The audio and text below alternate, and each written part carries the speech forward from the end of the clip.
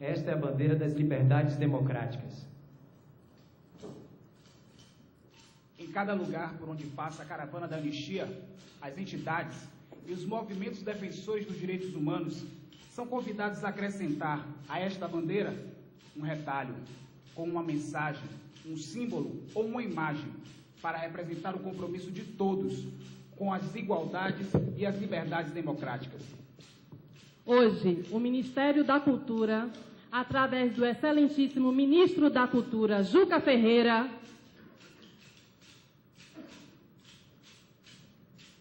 a Secretaria de Cultura do Estado da Bahia, pelas mãos do secretário Márcio Meirelles,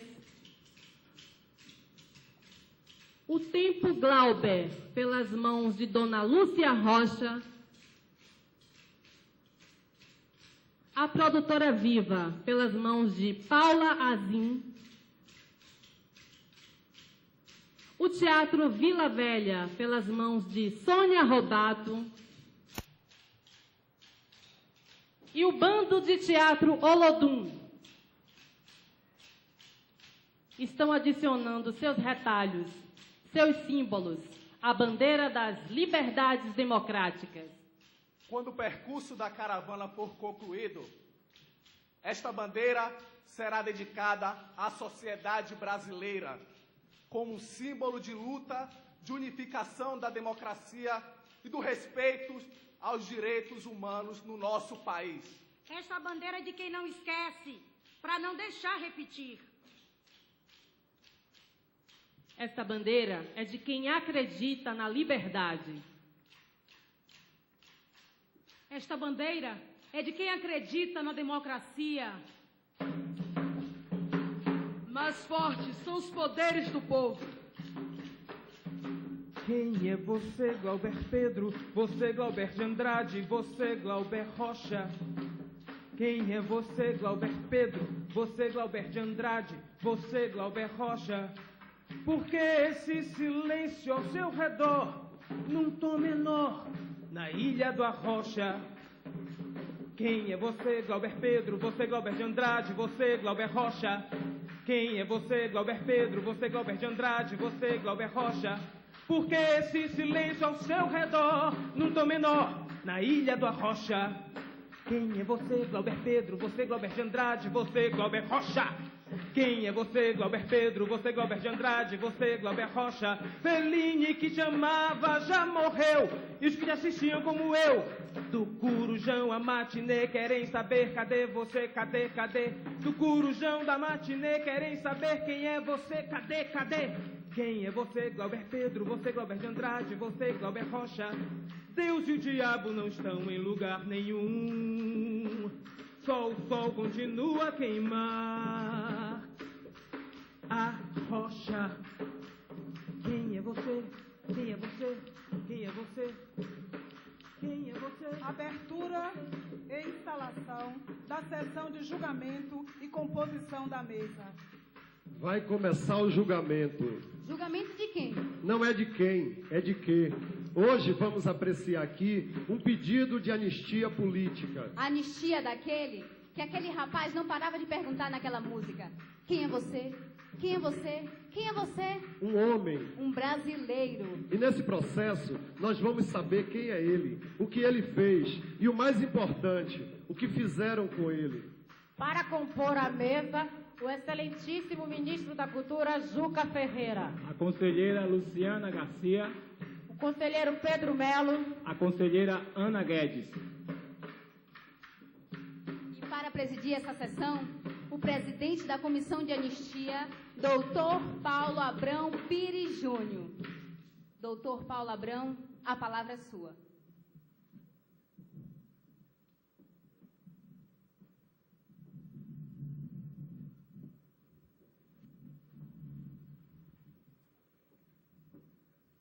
Por esse ato e nesse momento, nós transferimos a sede da Comissão de Anistia do Palácio da Justiça, do Ministério da Justiça em Brasília, para Salvador, aqui no Teatro Vila Velha.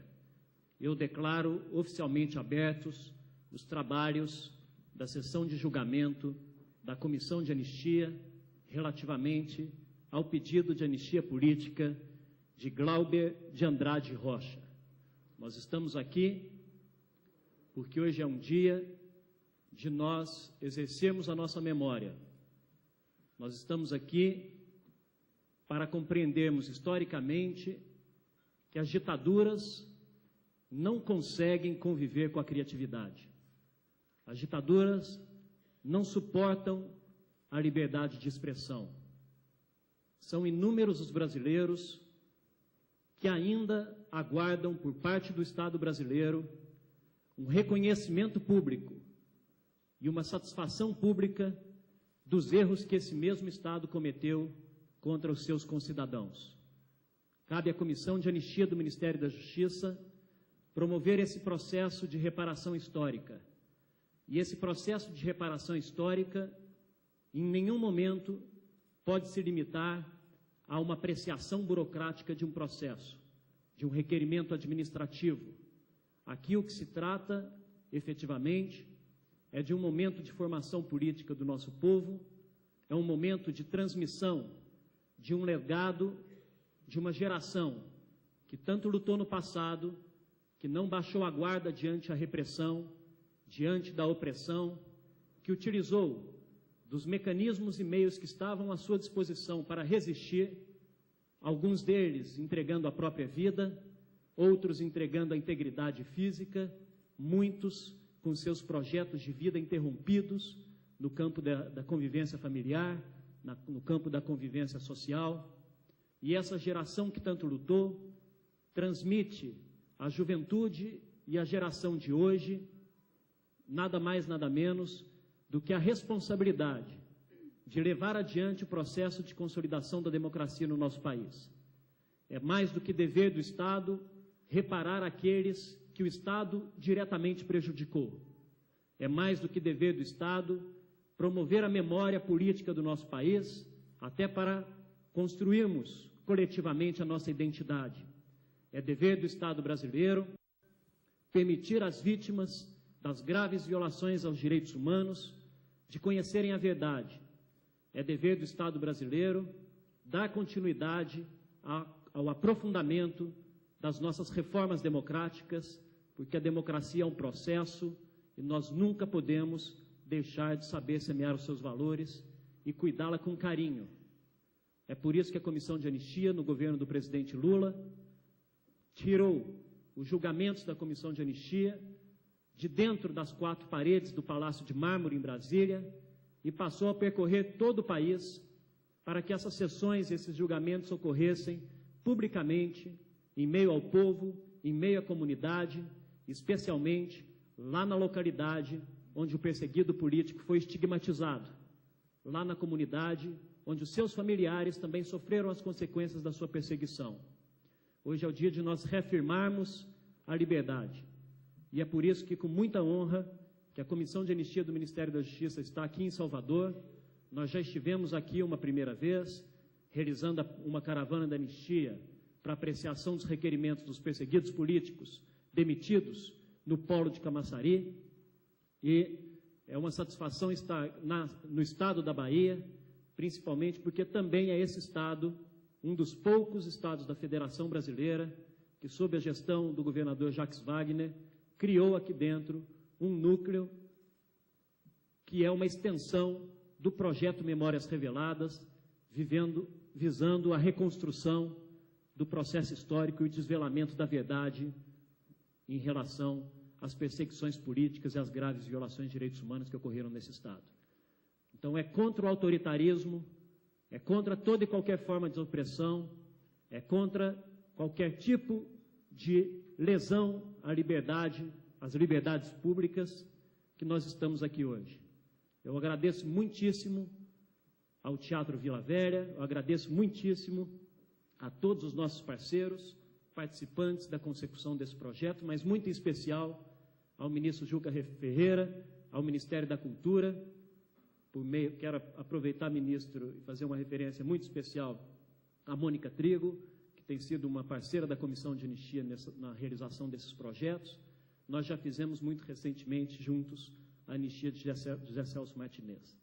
Então, o país hoje está aqui para finalmente pensar, homenagear esta grande e genial figura brasileira que foi Glauber Rocha. E que não fosse a ditadura militar, a tua produção intelectual teria atingido estratosferas para muito além daquilo que ele, de forma genial, alcançou.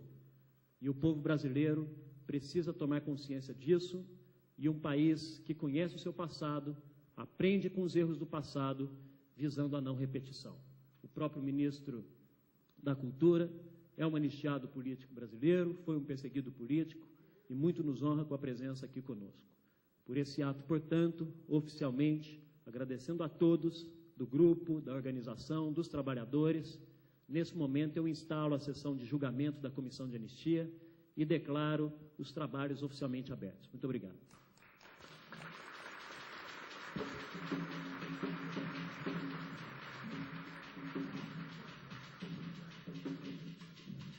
Anúncio da relatoria do processo de Glauber Rocha.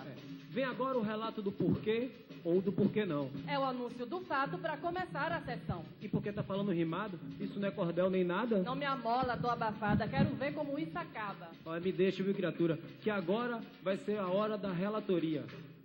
Neste processo, a relatoria é com a conselheira Luciana Garcia. Boa tarde a todas e a todos. Nós vamos apreciar aqui o requerimento de anistia, número 2006-01-53877. Os requerentes são Paloma Melo e Silva Rocha e outros, em nome de Glauber de Andrade Rocha, um pedido de anistia pós-mortem, após a morte de Glauber Rocha.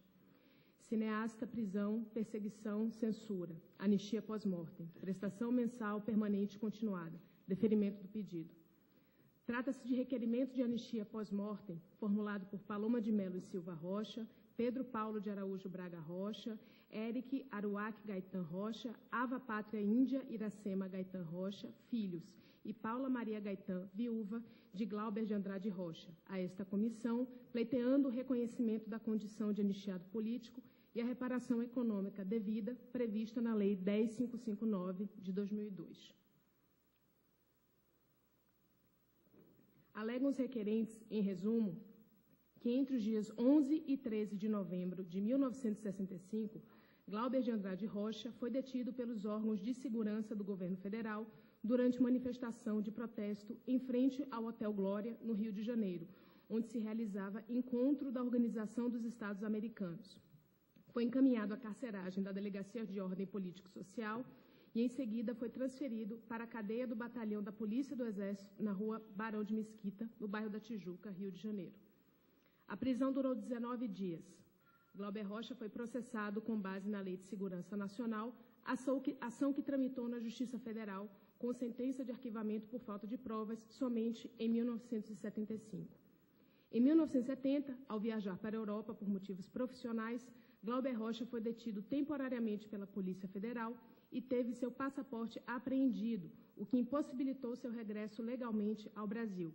Segundo os requerentes, caracterizou-se um ato de exílio do cineasta por arbítrio dos órgãos de segurança. Ao longo de 6 anos em que esteve proibido de retornar ao Brasil, os órgãos de segurança continuaram investigando suas atividades na Europa e em outras partes do mundo, constituído um dossiê sobre o cineasta que revela a espionagem e a invasão de privacidade do anistiado durante este período. Também nesse período, a família de Glauber Rocha, seus pais Lúcia Mendes de Andrade Rocha, sua filha Paloma, seu pai Adamastor e suas irmãs Aneci de Andrade Rocha, Ana Lúcia Mendes Rocha, eram constantemente procurados por agentes da ditadura em busca de informações sobre o cineasta. O requerimento inicial a essa comissão foi formulado pelos filhos do anistiando, Paloma de Melo e Silva Rocha, Pedro Paulo de Araújo Braga Rocha, Eric Aruac Gaetan Rocha, Ava Pátria Índia Iracema Gaetan Rocha. Esse pedido, o pedido inicial, requer a declaração da condição de anistiado político ao cineasta e uma reparação econômica em prestação única.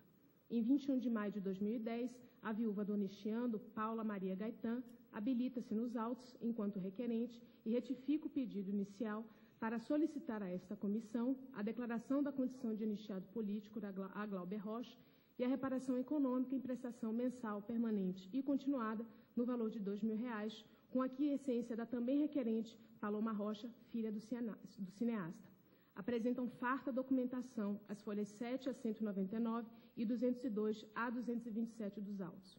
É o relatório.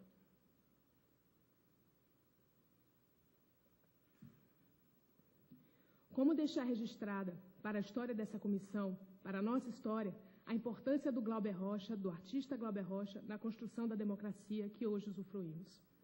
A grandiosidade da obra de Glauber, de seu pensamento, de suas ideias, a profunda humanidade das suas contradições são por demais complexos para que se possa fazer um resumo em algumas páginas.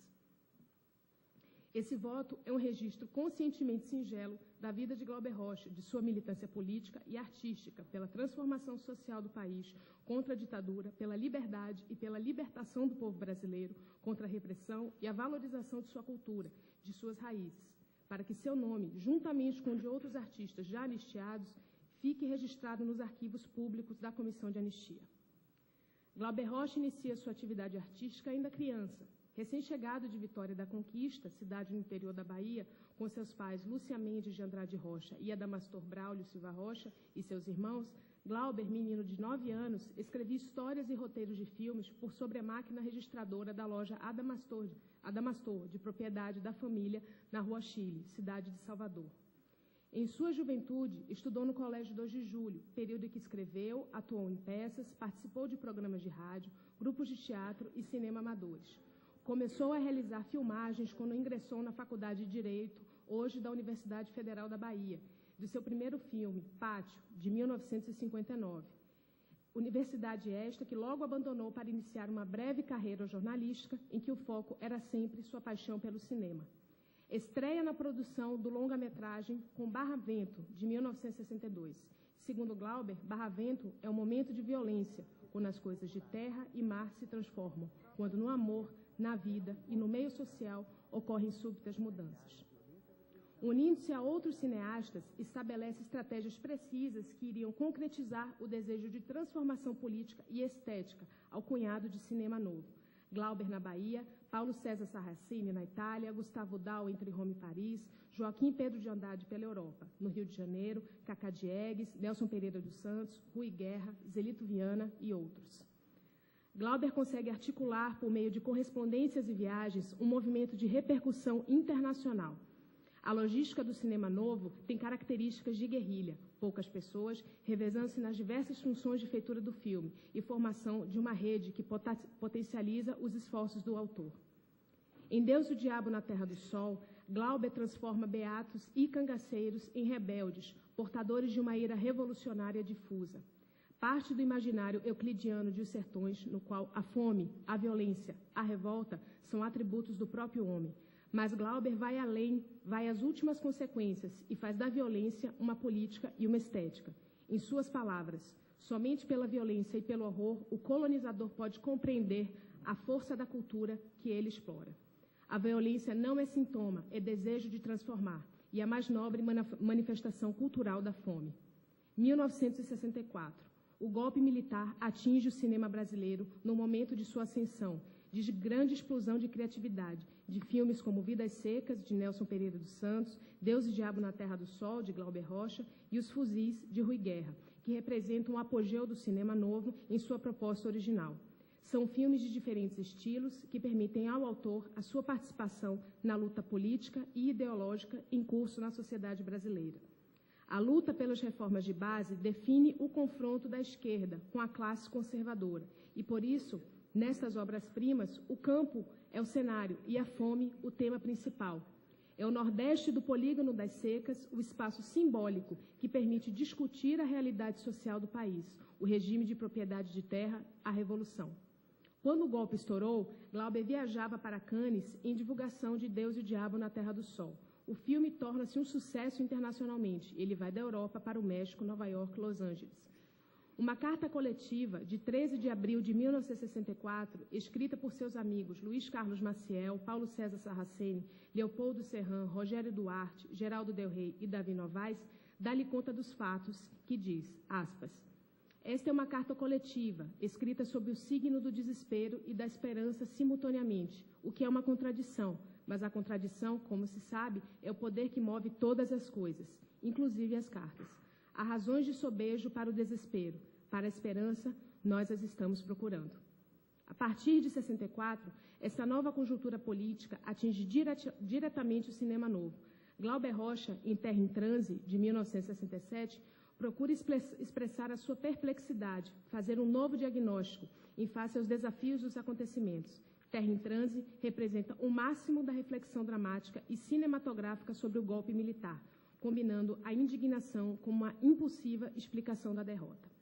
Para Ismael Xavier, Terra em Transe é a expressão maior do que, no repensar o Brasil, após a inversão de expectativas, caracterizou-se como crise das totalizações históricas. Se em Deus e o Diabo na Terra do Sol, de 63 e 64, havia a certeza da revolução e a recapitulação histórica era profética, em Terra em Transe, a esperança é substituída pelo desencanto. Se antes viver no Brasil era estar apoiado no sentido claro, inexorável da história, agora viver no Brasil é entrecruzamento de sentidos, agonia. Ao retornar ao Brasil, após a divulgação de Deus e o Diabo, Glauber encontra o país completamente distinto. O devir revolucionário, no princípio dos anos 60, o gênese do cinema novo, a guerrilha cultural, fortemente influenciada pela Revolução Cubana, vamos agir em bloco, fazendo política, como ele dizia, sofrem um corte profundo pela fúria da direita e dos militares golpistas. Provoca em Glauber, por suas palavras, aspas, a mais brutal crise de toda a minha vida. Eu viajei com Deus e o Diabo, veio a queda de Jango, eu voltei com tudo mudado e as pessoas dispersas, desmoralizadas, tristes. Em 17 de novembro de 65, Glauber Rocha é preso, juntamente com outros intelectuais e artistas, em represália a protesto realizado no Hotel Glória, Rio de Janeiro, onde acontecia a reunião da Organização dos Estados Americanos. Houve distribuição do manifesto dos intelectuais que condenava a ditadura do governo Castelo Branco. A partir desse momento, intensificam-se o monitoramento de Glauber Rocha pelos órgãos da ditadura e a censura sobre seus filhos. As folhas 118 do processo, documento do Centro de Informações da Marinha, o CENIMAR, datado de 21 de setembro de 66, informa, entre aspas, o controle da indústria cinematográfica e das exibições de filmes está atualmente nas mãos de comunistas, a quem comete a seleção, indicação e distribuição das películas, coisa do maior interesse. Os executores das diretivas partidárias do PC no setor cinematográfico são, e citam vários nomes, e dentre eles o nome de Glauber Rocha. A fim de introduzir de forma definitiva ao texto da Constituição o princípio da censura una e federal para os filmes destinados à exibição em cinema e televisão, o Grupo Executivo da Indústria Cinematográfica propôs ao Ministério da Indústria e do Comércio e ao Ministério da Justiça e dos Negócios Interiores a forma capaz de controlar a influência comunista, mediante a unificação da censura, pois carece de sentido a sua fragmentação. Fecha aspas. Em consequência, Terra em Transe é proibido em todo o território nacional, no mesmo ano em que o apartamento de Glauber é invadido e revirado pela polícia política. No final de 1970, com a prisão de toda a equipe do Pasquim e do cineasta Walter Lima Jr., Glauber decide sair do país para seguir na divulgação de sua obra, sem posteriormente conseguir voltar. Entre 71 a 76, Glauber viaja para os centros do comunismo e da esquerda internacional, Cuba, Chile, Peru, a Paris dos exilados e guerrilheiros brasileiros, onde se aproxima da Aliança de Libertação Nacional. Em Cuba, torna-se militante de organizações clandestinas de esquerda e produz o filme História do Brasil. Os documentos de folha 8 a 15 dos autos, intitulados Comunismo Internacional, Sumário de Informações, do Ministério da Aeronáutica, demonstram que a atuação de Glauber fora do Brasil era intensa e minuciosamente monitorada, daí a impossibilidade de Glauber conseguir recursos para seu filme no país. Entre 74 a 76, Glauber tenta levantar verbas para a produção dos projetos América Nuestra, A Idade da Terra, O Nascimento dos Deuses, sem sucesso. Segundo ele, a razão da falta de apoio seria por fazer, aspas, um cinema revolucionário no Ocidente capitalista. E diz, não sou artista romântico, sou um revolucionário brasileiro num momento grave para as forças revolucionárias de nosso país. Mas a história avança no ritmo que os ocidentais neuróticos e os pequenos burgueses não podem compreender. O futuro da civilização é certamente o paraíso tropicalista, América do Sul e África. O retorno de Glauber Rocha ao Brasil, em 76, é marcado por um sentimento de descrença nos modelos políticos dos países em que visitou. Segundo ele, o mundo todo triste, a China morta, Rússia morta, Europa morta, Ásia morta, África pré-histórica, América Latina subdesenvolvida. A única solução é fundar no Brasil um Estado novo, com cinema novo. A militância política de Glauber avança para falas impensáveis naquele momento. Faz críticas à ditadura militar brasileira, mas também à ditadura comunista da União Soviética. No Brasil, aspas, a crítica filosófica ao pensamento baseado no marxismo, no leninismo, no maoísmo está interditada, segundo Glauber.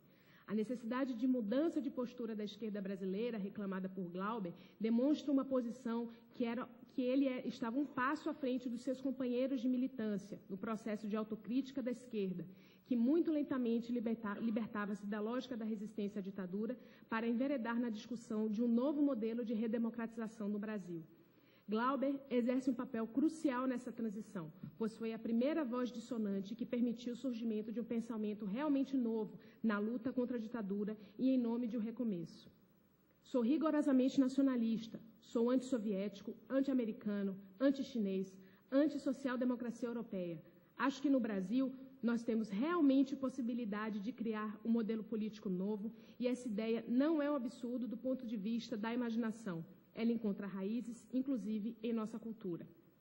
O período de 76 a 80 é marcado por fatos importantes na vida de Glauber. As filmagens tumultuadas de Di Cavalcanti, a premiação em Cannes deste curta-metragem, a morte trágica de sua irmã, Annecy Rocha, em 77, a publicação do romance Riverão Sussuarana, em 78, a realização do filme A Idade da Pedra e sua enorme rejeição pelo público e crítica no Festival de Veneza, a morte de seu pai, Adamastor. De novo, parte rumo à Europa, em 1980. Primeiro Paris, depois Sintra, em Portugal. Mas é um período de grandes dificuldades, sem recursos financeiros e com graves problemas de saúde. Glauber escreve uma carta a Celso Amorim, em 8 de junho de 1981, e explica a pobreza, a doença e sua expulsão do cinema brasileiro como o preço que pagou por sua liberdade artística. Quer começar um novo projeto e vê a Embrafilme como forma de salvar seus filmes e o salvar, e arremata. É uma situação dramática, natural de quem viveu dedicado 20 anos de cinema brasileiro. Em 6 de agosto de 81, é internado numa clínica em Lisboa. 22 de agosto de 81, no dia seguinte ao desembarcar no Brasil, morre Glauber Rocha.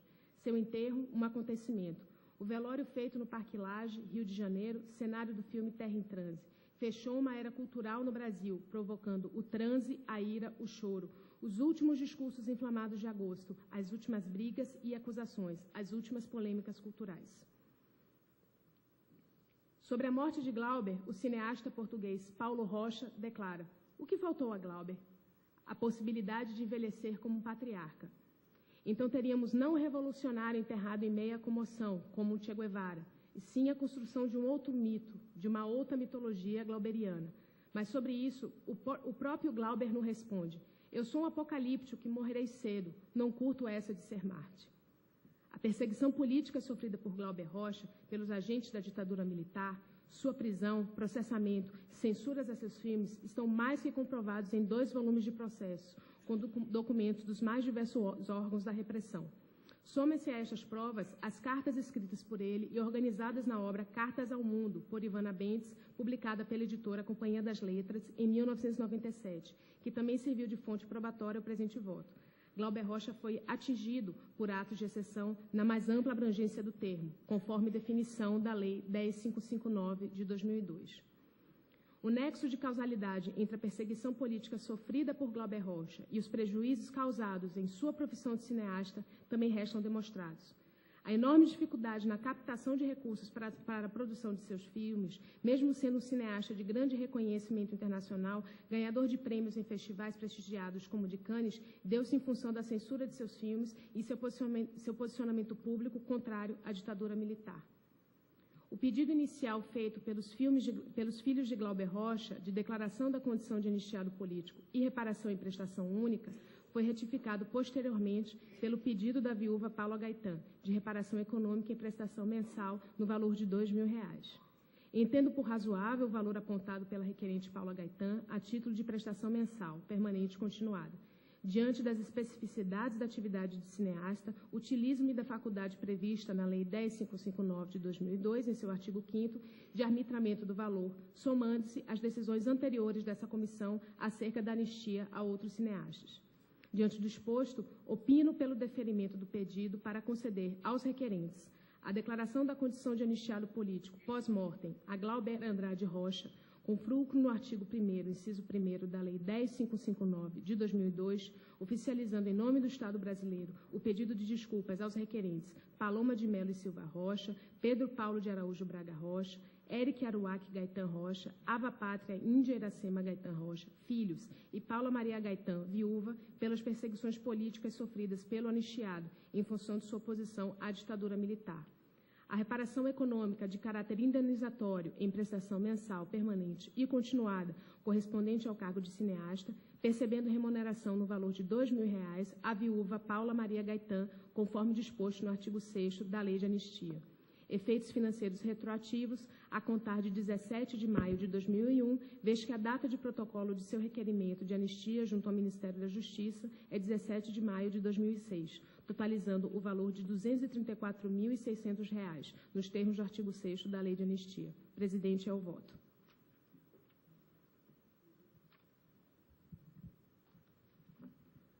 Muito obrigado, conselheira, pela sua exposição. Nesse momento, nós convidamos para que se pronuncie as testemunhas do requerimento de Glauber Rocha.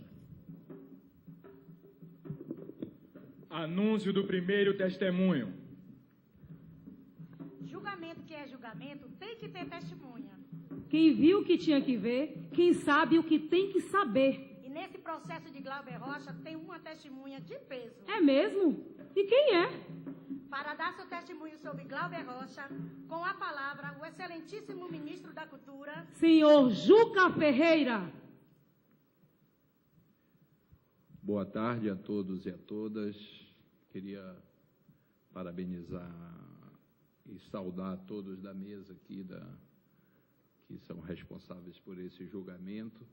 Queria saudar Dona Lúcia Rocha, Paloma, o governador Jacques Wagner, nosso secretário de Cultura, Márcio Meirelles, e agradecer a confiança da família, dizer que quando eu recebi o convite, passou rapidamente na minha cabeça a ideia de que tinha uma força simbólica muito importante o ministro da Cultura de um governo democrático servir de testemunha num processo de arbitrariedade contra a área cultural e contra um dos artistas mais geniais que tivemos. Percebi também rapidamente que eu não era da geração de Wagner. 10 anos separam o nascimento de Glauber de quando eu nasci. Esses 10 anos significam de que quando aconteceu o golpe de 64, Glauber já era um adulto e eu ainda era criança. Então, eu sou da geração de 60, que entrou em 67, 68 na cena política. Quis dizer isso porque acho importante manter a visão para os desafios que nós temos pela frente na construção do Brasil, que era o grande entusiasmo de Glauber, mas espelho retrovisor não foi feito para retocar batom, nem para ajeitar o nó da gravata. Na verdade, espelho retrovisor existe com uma função muito importante, que é evitar que alguma ameaça venha de trás em algum momento do percurso. Então, eu queria parabenizar esse trabalho de recuperação da memória recente do Brasil e incorporar esse gesto num gesto de construção da democracia, que é a grande tarefa que nós temos no momento. Todos sentimos, desde Deus e o Diabo, Glauber Rocha é profeta alado. Ele é uma das nossas forças e nós, Brasil, a sua fragilidade. Era assim que Paulo Emílio Salles Gomes referia-se a Glauber em sua nota aguda em dezembro de 1975. Gênio da raça, anjo e demônio da cultura brasileira, artista mundialmente respeitado, louco, exibicionista, traidor, intelectual de prestígio internacional, animador, agitador cultural, subversivo, fascista, anarquista, protestante, católico, macumbeiro, sertanejo, violento, crápula, corrupto, marginal, inteligência fulgurante, pai de família, amigo amantíssimo, solitário, eremita, bom vivant, atormentado, generoso, engraçado, barba azul, delicado, bárbaro, requintado, deprimido, sujo, grosso, arrogante, barroco, operístico, cigano, mulato, judeu, baiano, devasso, puritano, trágico, místico. Quem é Glauber Rocha? Quem é Glauber de Andrade Rocha? Perguntava Gustavo Dal em 1980, no ensaio Deus e o Diabo na Idade da Terra em Transe. Para acrescentar, de uma coisa, porém, não resta dúvida: num prato da balança está Glauber, no outro, o Brasil inteiro. Seu amigo de mocidade e da turma do Cinema Novo, Paulo César Sarraceni, dizia: os filmes de Glauber são os melhores, porque de todos nós, ele é o que tem mais amor pelo Brasil. No coração e mente, uma certeza: Glauber tem lugar entre as maiores figuras de nossa cultura: Aleijadinho, Ataíde, Machado de Assis, Niemeyer, João Cabral de Melo Neto, Guimarães Rosa, Oswald de Andrade, Villa-Lobos, Bispo do Rosário, é que são seus pares. E ainda hoje, 3 décadas depois de sua morte, Glauber permanece como um continente a ser descoberto, a terra brasileira, o sertão que vai virar mar. Nasceu sob o signo de Peixes, duplo e de direções simultaneamente opostas, em 14 de março de 1939, vitória da conquista. Início da Segunda Guerra Mundial, ainda hoje o maior conflito armado que a história da humanidade conheceu. Chegaram juntos. Se Baiano não nasce, estreia, Glauber já chegou ao mundo num momento trágico e épico. No final da vida, depois de A História do Brasil, seus projetos são Ciro, Alexandre, O Nascimento dos Deuses, A Ilíada, A Odisseia, O Império de Napoleão, Destino da Humanidade, Infinito. Além da guerra e da viagem mítica, seu universo era o maior possível, sempre em expansão, uma visão verdadeiramente cósmica, tendo a Terra como referência, o planeta Terra e sua terra, o Brasil. É o italiano Gianni Amico que, flagrando em sua casa uma conversa entre Glauber e Leon, constata: eles falam da Terra como se fosse um membro da família, ente querido, mulher amada.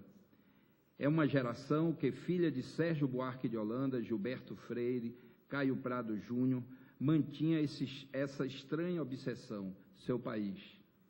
A vontade de entendê-lo, de se confundir com ele, exaltá-lo e criticá-lo, fazer que caminhe. E com ele todo o continente. Assim, enquanto a América lamenta suas misérias gerais, o interlocutor estrangeiro cultiva o sabor dessa miséria, não como um sintoma trágico, mas apenas como um dado formal em seu campo de interesse. Nem o latino comunica sua verdadeira miséria ao homem civilizado, nem o homem civilizado compreende verdadeiramente a miséria do latino, manifestava Glauber em seu texto mais famoso, Uma Estética da Fome. Datado de Nova York, Milão, Rio, em janeiro de 1965. Foi preciso que tomasse posse um presidente oriundo da classe operária, do mundo do trabalho, e não das elites intelectuais ou financeiras, o mundo do capital, para que 40 anos depois do grito glauberiano, o Brasil tomasse consciência do genocídio que é a sua fome secular ou arcaica. A vergonha de dizer isso, e, sobretudo, não sabe de onde vem essa fome. Assim, somente uma cultura da fome, minando suas próprias estruturas, pode superar-se qualitativamente. E a mais nobre manifestação cultural da fome é a violência. 45 anos depois, por datada que possa parecer essa conclusão, o cerne da questão continua intacto. Por cima, a necessidade da repartição da terra, e de ambos os lados, mais de um do que do outro, a violência. De um ponto de vista metafísico e filosófico, a fome brasileira continua inexplicável. Sem sua redenção, o próprio desenvolvimento se torna iníquo. Nossa originalidade é nossa fome. Essa questão da fome, transformada em questão mundial pela presença de Lula nos fóruns multilaterais e levada em conta pelas grandes potências, repercute, Glauber. Petróleo, pré-sal, soja, aço, suco de laranja, carne bovina, automóveis, só tem sentido desde que combatam a fome, cuja existência deveria humilhar o país inteiro e não somente os que a padecem. Para então podermos chegar à fome mais profunda, absoluta, que anseia por uma sociedade justa e verdadeira, com o bem-estar e as oportunidades melhor distribuídas. Com 8 anos acompanhou o pai, Adamastor, nome de Titã, pelo sertão da Bahia. Deve ter visto a fome pela primeira vez e não esqueceu. Com a questão agrária insuperada, tendo a violência padecida ou aplicada como solução inviável, ainda hoje se sente, Glauber está presente. 10 anos depois, no exílio europeu, declara ao jornal Pasquim: se voltar ao Brasil, voltaria à Bahia, onde quero ser governador. 3 anos mais tarde, filmando a idade da terra em Brasília, escreve a Jorge Amado, padrinho de casamento e hospedeiro da sua lua de mel, quase adolescente, com Helena Inês, no apartamento que mantinha no Hotel Quitandinha. Tinham ambições políticas, ser ministro das Relações Exteriores ou então da Educação e Cultura. Acho que esse ministério deveria ser dividido, quero ser ministro da Cultura. E eu ser governador da Bahia, suceder o próximo e, naturalmente, presidente, mas com eleições diretas. A expressão pelo cinema não mais lhe bastava. Já nos anos de exílio, vagando pela América Latina, encontra Darcy Ribeiro no Peru, que assessorava em questões educacionais o general Alvarado, chefe de uma rebelião nacionalista de corte nasseriano. Ficam amigos, é de se imaginar a festa. Darcy, que além do brilho fulgurante, tem formação acadêmica, entra na feijoada orgíaca cultural e política de Glauber, que diz: aprendi um pouco de política latino-americana e outros conhecimentos. Vai a Montevidéu, onde vê a família e procura João Goulart. De alguma forma, desde quando filma no Rio o movimento estudantil de 68, a Revolução dos Cravos em Lisboa, se aproxima dos movimentos da luta armada. Glauber dá vazão ao seu lado revolucionário, anárquico, transgressor. De quem no Rio de Janeiro se queixava de dormir sonhando com auroras vermelhas e acordar num porto de piratas corruptos, cheirando a rum e urina. Essa oposição entre política como exercício do poder de fazer, como queria Nietzsche, e a política como forma de subversão da própria organização do Estado, como queria Trotsky, em nome de uma mudança de relações entre o povo e a classe dominante, esse é seu dilema. Já em seus tempos de Salvador, quando, como jornalista, repórter policial, diretor de suplemento cultural, com 20 anos completos, celebridade precoce, frequentava o palácio do governador Juracy Magalhães ou confraternizava com Antônio Carlos Magalhães na livraria que talvez fosse a civilização brasileira. Glauber sustentava essa ambiguidade dialética que lhe permitia ser um radical de esquerda e manter canal e diálogo com as estruturas do poder político dominante. O poeta de terra em transe, que não consegue firmar o pacto entre a violência, a revolução, e a ternura, o amor, que o mestre Paulo Emílio ensinava a serem as coisas que dão sentido à vida, é ele em pessoa.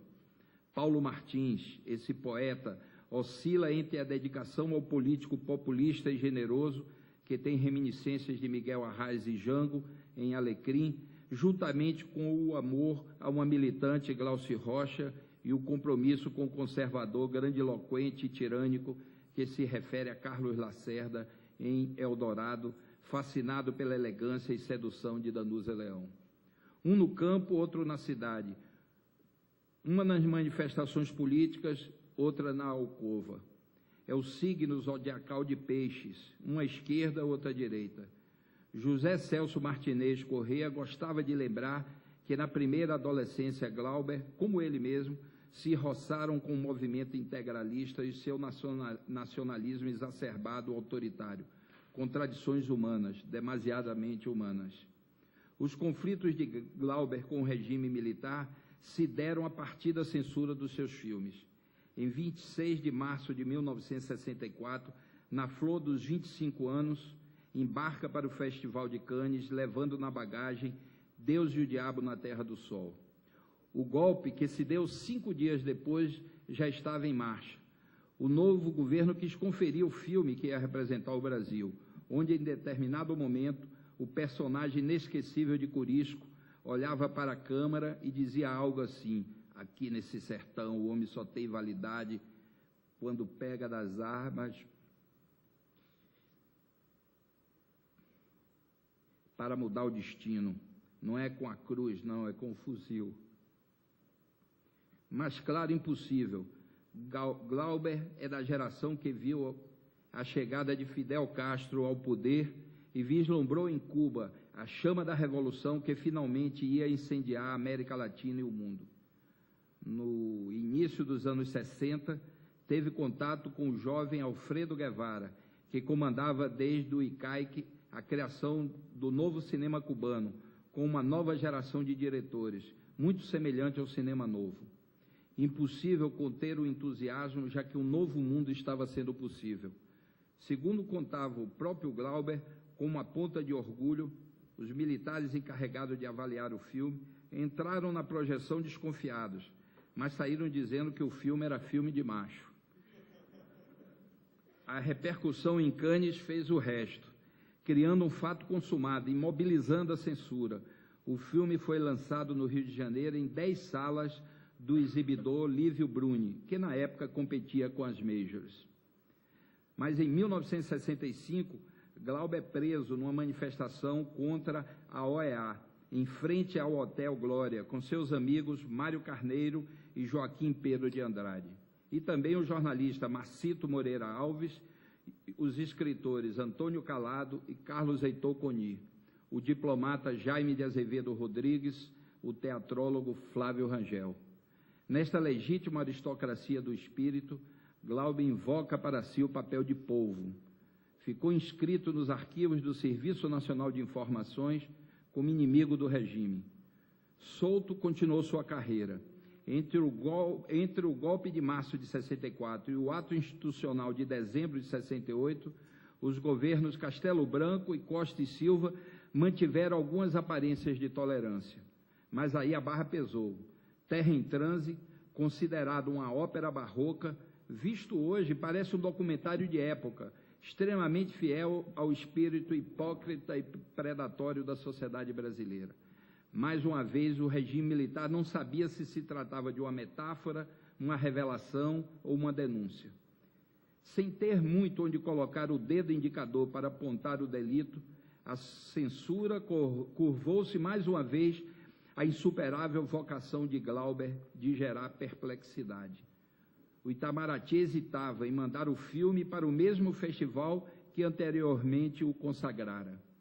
Abusado, transgressor e libertário, Glauber descobre uns códigos secretos da nossa chancelaria e forja um telegrama em francês, supostamente vindo de Cannes, convidando o filme.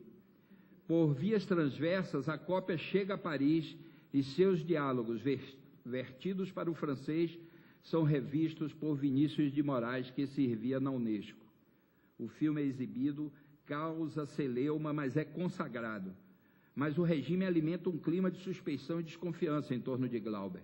Ele volta ao Brasil, faz o Dragão da Maldade contra o Santo Guerreiro, volta a Cannes, ganha o prêmio de melhor direção e lhe é oferecida a produção para 2 filmes, um na Espanha, outro na África.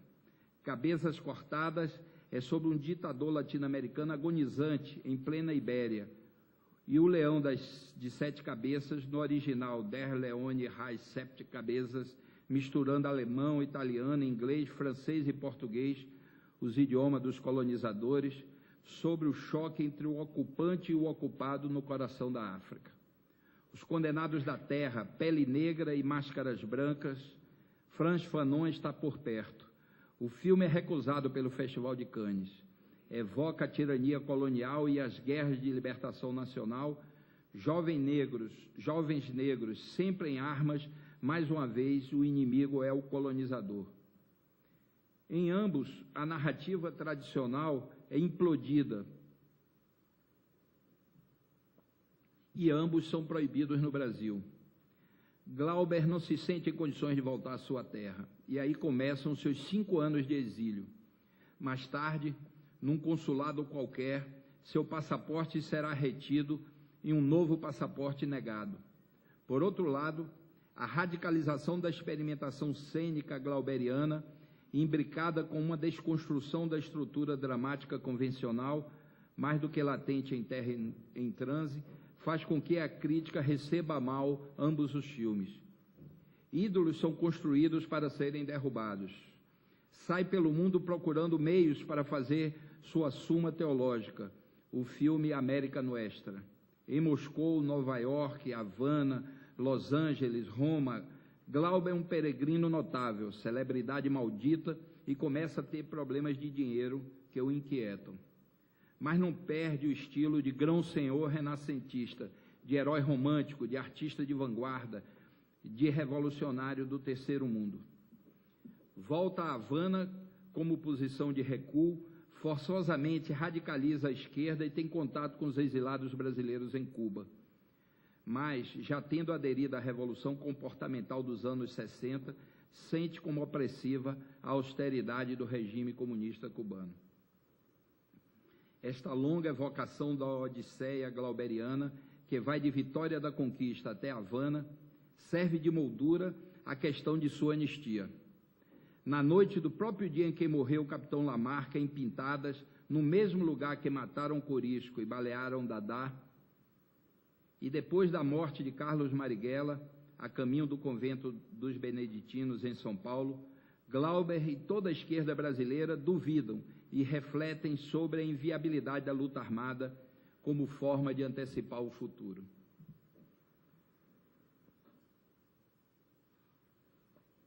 Numa enquete para a revista Visão, Glauber defende a abertura de Ernesto Geisel, que além de militar nacionalista, era protestante como ele, e chama o general Golbery, cérebro do regime e criador do SNI, de gênio da raça. Dentre os vários escândalos glauberianos, este talvez seja o maior. Desafia toda a esquerda brasileira e mundial, chama para a briga os bem-pensantes. Conhece a execração, é considerado traidor e vendido. Já havia enfrentado o establishment do partidão ao constatar que o próprio era imune às críticas, tanto pela direita quanto pela esquerda, e se defendia acusando de agente da repressão quem ousasse questioná-lo. Todos a serviço da polícia política, seguindo o padrão moscovita. Glauber reagia dizendo que ele e sua turma eram socialistas, filhos de Paulo Emílio e Antônio Cândido, que era Lef e não Proletkut, Eisenstein e não Pudovikin, retomando a polêmica florescente no nascimento da Revolução Soviética entre 18 e 24, quando o regime estava comprometido com a experimentação e o amor livre, antes da grande noite stalinista. E que crítica e autocrítica faziam parte da tradição dialética marxista, que não se podia reprimir o debate em nome da obediência partidária, a inflexível linha justa. Ele, que já havia enfrentado o colonizador imperialista, enfrentava agora de peito aberto o poder soviético, um e outro introjetados em nosso sistema de valores, na compulsiva manutenção da vassalagem. Estava com o general conspirador Limpiao, que durante a Revolução Cultural da China proclamou: existem países capitalistas ricos e países capitalistas pobres. Existem países socialistas ricos e países socialistas pobres. O mundo se divide entre países pobres e países ricos. E que, aliás, é citado literalmente em A Idade da Terra. Com sua coragem pessoal, intelectual, política, Glauber, o filho do Brasil, tentava tirar o país do impasse, esquerda-direita, civis militares, democracia, regime autoritário.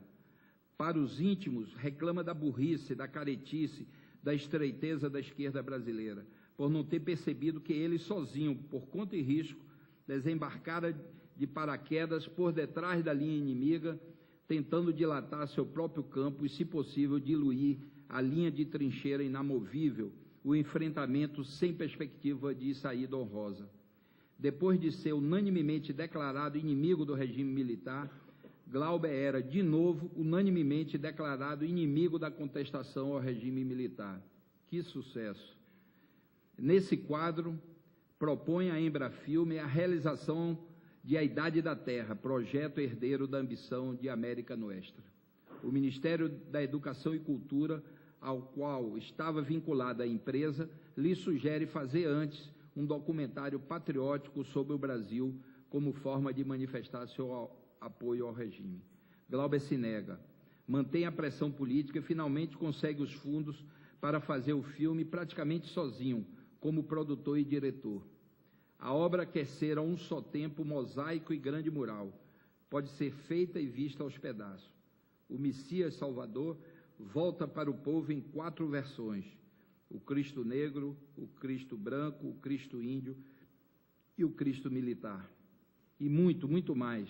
Inteiramente solto, Glauber retoma sua espantosa liberdade, entra e sai do cinema, e sua linguagem formal, de narrativa linear, faz um grande poema épico audiovisual, desconstrói e constrói novas relações de linguagem. Quando foi chamado de profeta alado, o autor também complementa: profeta não tem a obrigação de acertar, sua função é profetizar. O filme passa no Rio e é massacrado, desrespeitado pela imprensa, leva bola preta. A mediocridade, a mesquinhez, a covardia pôde finalmente se vingar de Glauber. Os anões de Lilliput têm sua vez e amarram Gulliver, para eles um gigante. Vai então ao Festival de Veneza, onde, apesar de elogios de Alberto Moravia e Michelangelo Antonioni, é também agressivamente demolido pela crítica italiana, que, oportunista, aproveita para cobrar sua suposta adesão e patrocínio pelo regime militar. Vence o bom comportamento de Louis Malle, Glauber perde as estribeiras, sai por Veneza vociferando contra tudo e contra todos, mas, sobretudo, contra o grande Satã, os estúdios, a indústria cinematográfica americana. O cinema novo não pode desenvolver-se efetivamente enquanto permanece marginal ao processo econômico e cultural do continente latino-americano. Além do mais, porque o cinema novo é um fenômeno dos povos novos e não uma identidade privilegiada do Brasil. Onde houver um cineasta disposto a filmar a verdade e a enfrentar os padrões hipócritas e policialescos da censura intelectual, aí haverá um germe vivo do cinema novo. Onde houver um cineasta disposto a enfrentar o comercialismo, a exploração, a pornografia, o tecnicismo, aí haverá um germe do cinema novo. Onde houver um cineasta de qualquer idade ou procedência, pronto a pôr seu cinema e sua profissão a serviço das causas importantes de seu tempo, aí haverá um germe do cinema novo. Uma Estética da Fome, 1965.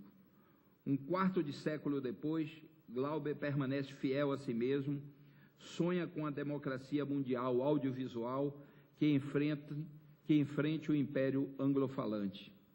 Então, vai lamber as feridas em Portugal, arredores de Lisboa, na cidade em que Wim Wenders estava filmando Sintra é um bom lugar para se morrer.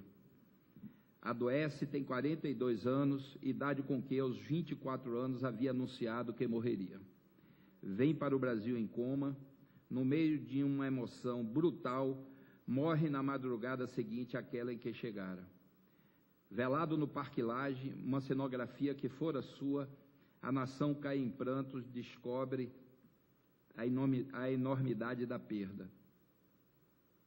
O amigo psicanalista Hélio Pellegrino comenta: não adianta, ele queimava a vela pelas duas pontas.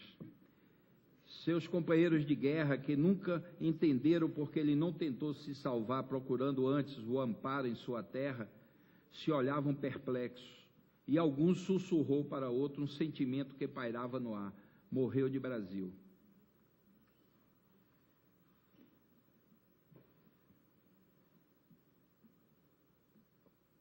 Esta anistia que hoje se festeja tem que ser plena, geral e irrestrita, que joguem cinzas nas cabeças de todos os que se interpuseram entre Glauber e a redenção de seu país.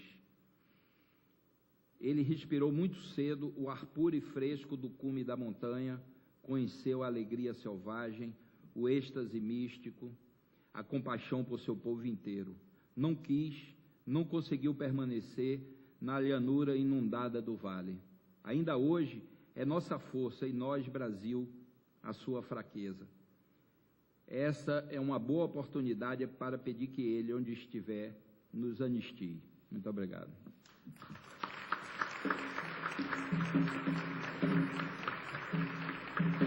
Difícil conter a emoção, eu sou ator. Anúncio do voto dos conselheiros. Agora que já teve a relatoria, a testemunha, o que é que vem agora? Agora a gente tem que saber o que vem depois de tudo isso. Agora vêm os votos dos conselheiros. E para votar no processo de anistia política a Glauber Rocha, estão convocados o conselheiro Prudente Melo e a conselheira Ana Guedes. Inicialmente, eu queria aproveitar a oportunidade e esclarecer que todos os conselheiros da Comissão de Anistia são homens e mulheres designados pelo Ministro do Estado da Justiça, prestam serviço de relevante interesse público, sem remuneração, semanalmente vão a Brasília para apreciar os requerimentos de anistia e, pouco a pouco, tornar o nosso país menos injusto. Eu quero, nesse momento, apresentar-lhes, além da conselheira Luciana, relatora, baiana, advogada dos direitos humanos, e que trabalha especialmente com as causas de direitos humanos na Corte Interamericana de Direitos Humanos, da OEA. Ao seu lado, a conselheira Ana Maria Guedes, formada em Serviço Social, baiana, do Grupo Tortura Nunca Mais da Bahia. E ao seu lado, o professor Prudente Silveira Melo, advogado, professor e também um histórico advogado das causas trabalhistas no país. Senhores conselheiros, eu submeto para apreciação dos senhores o voto da conselheira Luciana Garcia, bem como o relato do testemunho do ministro da Cultura, Juca Ferreira. Com a palavra, o conselheiro Prudente. Uma boa tarde a todos e a todas. É com imenso prazer a possibilidade de participar no julgamento tão importante para a história do Brasil, que é do cineasta Glauber Rocha. Eu acho que o belíssimo voto da conselheira Luciana Garcia, que, por mais que ela diga de maneira, assim, bastante simples, de ser singelo, não, ele está bastante rebuscado, por mais que não possa comportar toda a obra, todo o trabalho do cineasta Glauber Rocha. O nosso querido ministro da Cultura, Juca Ferreira, também faz e complementa o registro, o testemunho, que passa a ser fundamental para a história desse país. Porque o que estamos todos fazendo, se não tentando resgatar a história do nosso país, tentando para que nada aconteça de novo do que foi triste, lamentável. Porque o que nós temos aqui, num dado momento, que pensar nesse momento de votação? Glauber, com uma câmera na mão, uma ideia na cabeça, ou melhor, muitas, milhões de ideias na cabeça, colocou e nos colocou em xeque, lá atrás, quando ainda não se discutia direitos humanos, ele o fazia. E o fazia à luz daquilo que um artista consegue conceber e fazer. O fazia a partir de uma criatividade genial, a partir de uma potencialidade ímpar. E essa genialidade que ele fez colocava, né, e nos colocou uma obra-prima para que seja repensado, seja rediscutido o nosso país. Os filmes do Glauber aqui, que foram retratados, de certa maneira pincelados, tocados no ênfase principal de cada ponto, ele nos remete, sim, para a gente repensar lá atrás, quando ainda não se falava sobre direitos humanos, sobre qual o papel dos direitos humanos, sobre que sociedade nós buscávamos, sobre as diferenças e desigualdades, né, que eram postas na sociedade brasileira, mas já estava lá o dedo de Glauber, através de uma câmera, através de imagens, através de um produto que se constituiu, se solidificou, se manteve. As relações, como colocadas, de eventuais incoerências, essas são produtos do nosso processo histórico.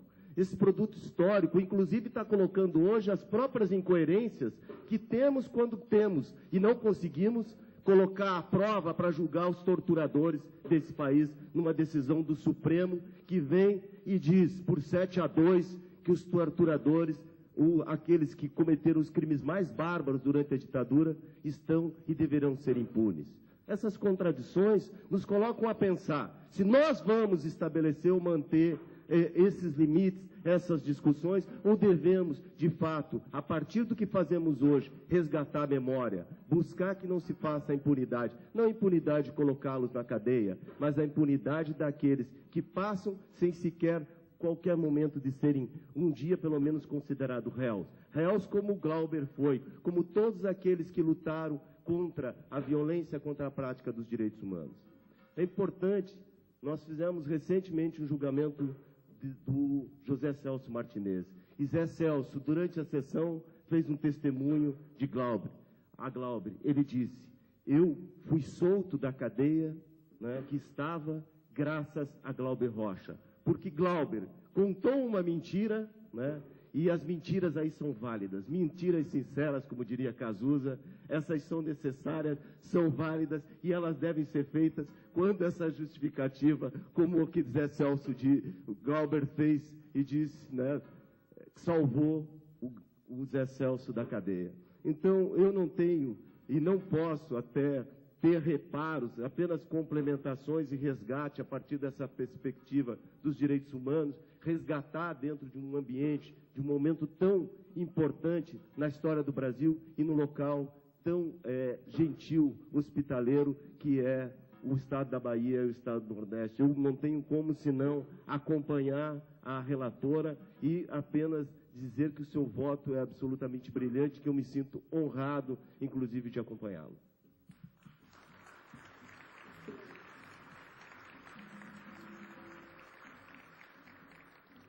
Muito obrigado, conselheiro. Com a palavra, a conselheira Ana Guedes. Obrigado, senhor presidente. Boa tarde a todos e a todas. É com muita honra que eu participo também desse julgamento, na condição de conselheira dessa ilustre Comissão da Anistia. E não poderia deixar eu, como sendo aqui da Bahia, né, moro aqui há muitos anos já, nasci em Pernambuco, mas me considero baiana, vim para cá criança. Esse local, esse espaço do Vila Velha, eu não posso deixar de passar esta oportunidade rara de me referir a ele. Esse espaço aqui, no período da luta da anistia, meados da década de 70 até o projeto da anistia, foi o espaço mais democrático aqui da Bahia. Nós realizávamos aqui, eu participei dessa luta, deve estar presente aqui o ilustre companheiro Joviniano Neto, que foi presidente também do Comitê de Anistia, acredito que ele esteja aqui nessa plateia. Esse espaço nos abriu as portas para que de um tudo nós realizássemos aqui. Reuniões, debates, shows em prol da anistia, enfim, aqui tudo aconteceu. E hoje eu me sinto assim, muito emocionada de estar aqui nesse momento aqui no Teatro Vila Velha, que continua muito como um teatro de vanguarda, aqui com o Grupo Teatro Olodum e mais outras coisas que acontecem aqui. Então, esse teatro não poderia, o julgamento do requerimento de anistia que a família do nosso genial Glauber Rocha faz aqui, não podia ter um local mais indicado para o julgamento de um requerimento de anistia como esse Teatro Vila Velha, e aqui em Salvador e aqui na Bahia. Sobre Glauber Rocha, eu acho que nós falaríamos aqui durante muito tempo, polêmico principalmente. Eu acho que a fala do ministro da Cultura, o Juca Ferreira, foi uma fala muito bonita, muito interessante, assim, onde coloca, inclusive, questões assim, que eu até desconhecia, E o voto da conselheira Luciana Garcia também, que está de parabéns, é um voto brilhante. Então, eu não tenho outra alternativa a não apoiar, não é? E com muito prazer e muita honra, o voto apresentado aqui pela conselheira Luciana Garcia. Voto com a conselheira.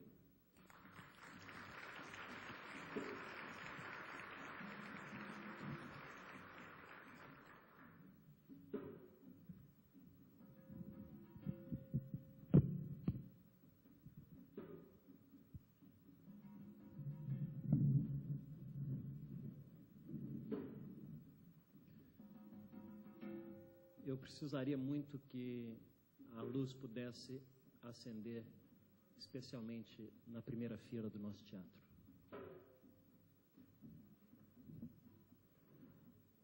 Nesse momento,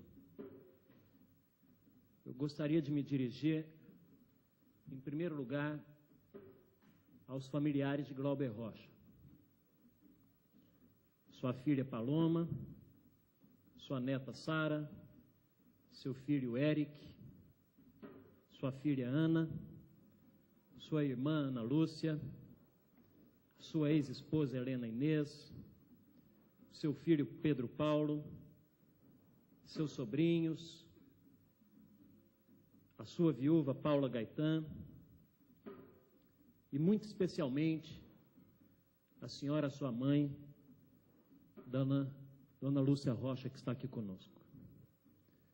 Nesse momento, eu gostaria de me dirigir diretamente à senhora como mãe, estendida a todos os seus familiares, e declarar que a Comissão de Anistia, nesse dia 26 de maio de 2010, no Teatro Vila Velha, em Salvador, muito tardiamente, mas é preferível a justiça tardia do que a injustiça eterna, dizer que a Comissão de Anistia, por unanimidade, declara Glauber de Andrade Rocha anistiado político brasileiro pós-mortem.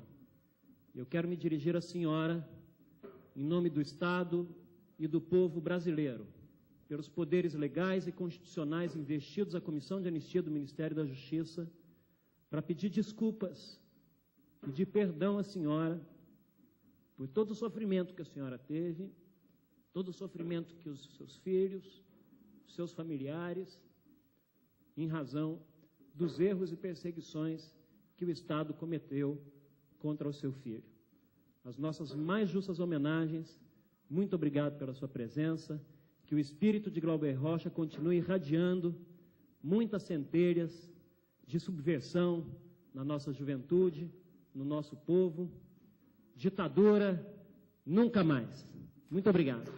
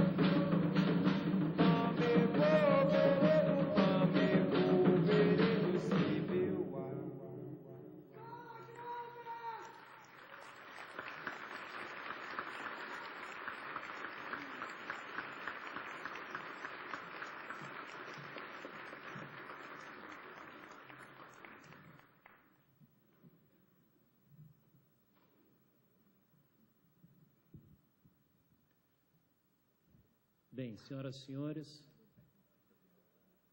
eu não sei se algum familiar gostaria de se pronunciar, ou a mãe, isso é uma liberalidade, nós sabemos que são momentos de muita emoção sempre.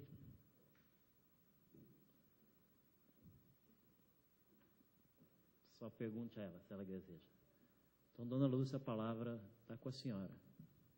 Com muita tranquilidade, nós estamos aqui entre amigos para festejar essa grande homenagem. Eu quero agradecer a todas essas pessoas que prestaram essa homenagem tão grande, tão bonita ao meu filho. Eu sofri muito com toda a vida do meu filho, mas agora estou feliz porque sei que ele foi reconhecido hoje com esse hino de beleza que acabaram de dançar aqui nesse parque. Me emocionou, muito obrigado, muito obrigado. É isso aí, vamos continuar lembrando de Glauber, com toda a sua genialidade, mas também com todos os seus defeitos. Que ele, onde estiver, esteja nos ouvindo e participando dessa festa. Obrigado.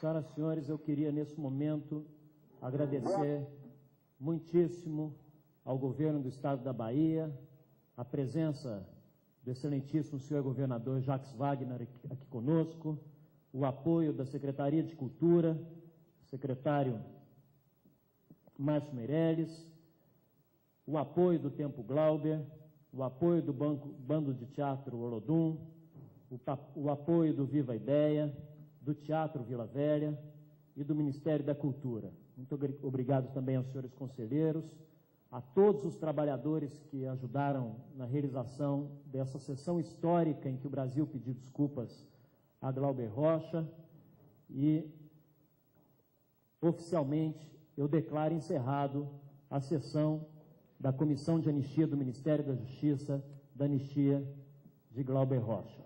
Na sequência, nós vamos apresentar um vídeo e gostaríamos que todos permanecessem onde estão. Muito obrigado a todos.